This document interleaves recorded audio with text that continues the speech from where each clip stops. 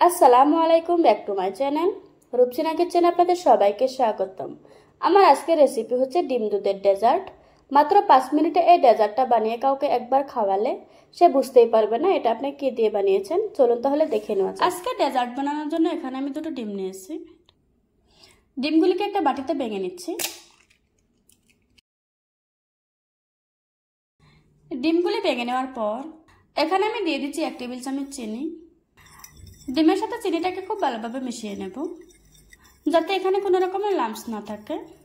ডিম চিনির মিশ্রণটা ভালো করে মেশানো হয়ে গিয়েছে। এবার আমি এটাকে একটা সাইডে রেখে দেব। অন্যদিকে চুলায় একটি কড়াই বসিয়ে দিয়ে দিচ্ছি 1 লিটার লিকুইড মিল্ক, দিয়ে দিচ্ছি 2 টেবিল চামচ গুঁড়ো দুধ, দিচ্ছি 3 টেবিল চামচ চিনি। এবার আমি সব কিছু নেড়েচেড়ে একসাথে মিশিয়ে নিচ্ছি। দুধের সাথে গুঁড়ো দুধটা ভালো করে মিশে গিয়েছে। তারপর দিয়ে দিচ্ছি 4টা এলাচ। এলাচগুলিকে আমি মুখ ফাটিয়ে নিয়েছি। এলাচটা ফাটিয়ে দিলে এখানে ডিমের কোনো গন্ধ আসবে না। এবার আমি দুধটাকে জাল করে কিছুটা ঘন করে নেব। কিছুক্ষণ জাল করার পর দুধটা কিন্তু অনেকটাই ঘন হয়ে এসেছে। এখন আমি ডিমের মিশ্রণটা একদম সুতার মতো করে পরে ওইভাবে করে ঢেলে দিচ্ছি। এটা কিন্তু একবারে ঢালা যাবে না, যাতে এরকম করে পরে ওটাও খেয়াল রাখতে হবে। এভাবে করে আস্তে আস্তে পুরোটা ডিমের মিশ্রণ ঢেলে নিয়েছি। এবার আমি এটাকে বলক না আসা পর্যন্ত জাল করে নেব। একবার খুব ভালোভাবে বলক চলে আসলে এটাকে চুলা থেকে নামিয়ে নিতে হবে।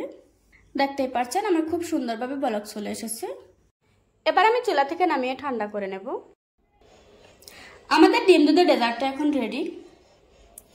চুলা থেকে নামিয়ে একটা বাটিতে নিয়ে নিয়েছি। এখন উপরে কিছু কিশমিশ ছড়িয়ে দিচ্ছি। আপনারা চাইলে এখানে আপনাদের পছন্দ মতো বাদামও দিতে পারবেন। যারা কম সময়ে মজাদার একটা ডেজার্ট তৈরি করতে চান তাদের জন্য আজকের এই রেসিপি। আর এটা খেয়ে কেউ বুঝতেই পারবে না আপনি এটা কি দিয়ে বানিয়েছেন। আপনারা চাইলে এরকম ঝটপট একটা ঠান্ডা ঠান্ডা ডেজার্ট বানাতে পারবেন। আশা করছি আজকের এই সহজ রেসিপিটা আপনাদের কাছে ভালো লাগবে।